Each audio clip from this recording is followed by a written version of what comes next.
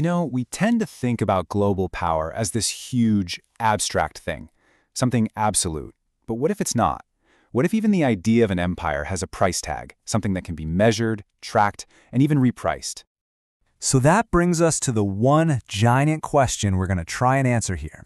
In the 21st century, how much is an empire actually worth? Because here's the core idea we're digging into. No power is priceless. No influence lasts forever.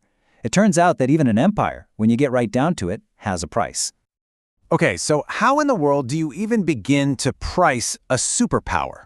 Well, you can't just pull a number out of thin air, right? You need a framework. So we're going to use a pretty simple three-point valuation to get a handle on where the United States stands right now. So our whole framework boils down to these three fundamental pillars. First up, you've got the money. That's the power of the dollar and, of course, the weight of the debt. Then there's might, America's role as the world's cop on the beat. And finally, and this one's a little trickier, but maybe the most important, is belief. Basically, the faith the world has in the whole system. All right, let's dive into that first pillar, money. We're calling this one the dollar's dilemma. You see, for as long as most of us have been alive, the US dollar has been the absolute bedrock of the global economy. But lately, that bedrock is starting to show some pretty serious cracks. And yeah, this is the reason why. Just look at that number, $35 trillion. That's the current US national debt. It's a number so huge your brain can't even really process what it means. And it's forcing the rest of the world to ask a very uncomfortable question. How long can this really go on? Now here's where it gets really interesting, because it's not a simple story. I mean, yes, the dollar is still king of the hill, no question, but look at what's happening underneath the surface. You've got central banks around the world gobbling up gold at a pace we haven't seen in decades. Major countries are making trade deals in their own currencies now. See, this isn't some dramatic rebellion, it's diversification. The world is basically saying, you know what, I'm not putting all my eggs in the American basket anymore. And this right here perfectly sums up that whole shift in thinking. For generations, U.S. debt was seen as the ultimate safe haven asset. It was basically risk-free. But now a risk premium is being priced in.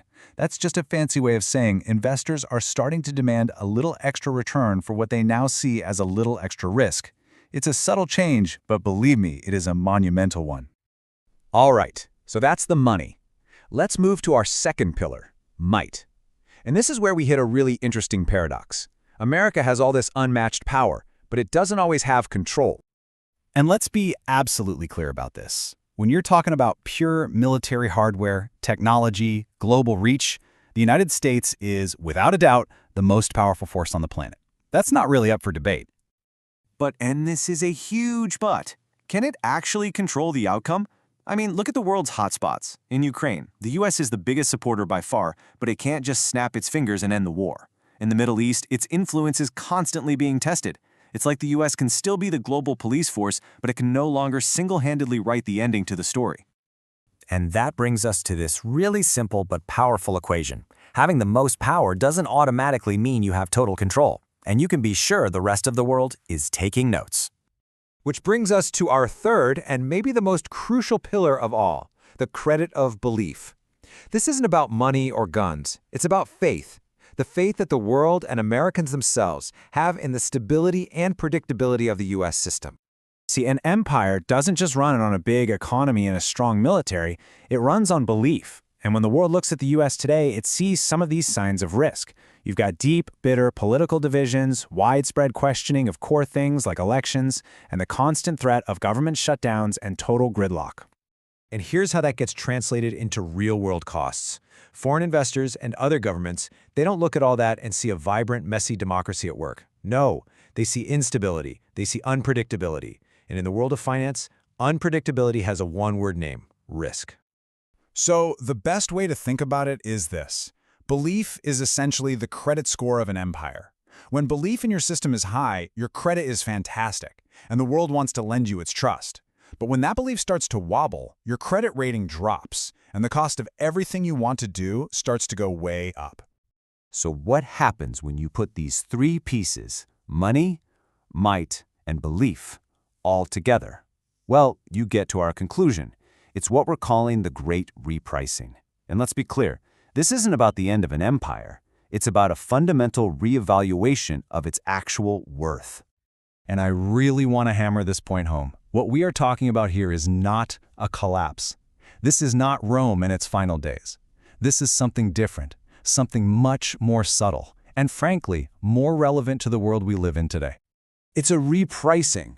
Just like a stock on the market gets reevaluated when new information comes out. Well, the new information here is the reality of the debt, the limits of military power, and the cracks in institutional belief.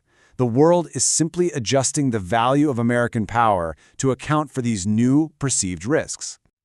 And that leaves us with this final thought. For most of the last century, American power was seen as unconditional. It was just a given, a fact of life. Well, today, that's no longer true.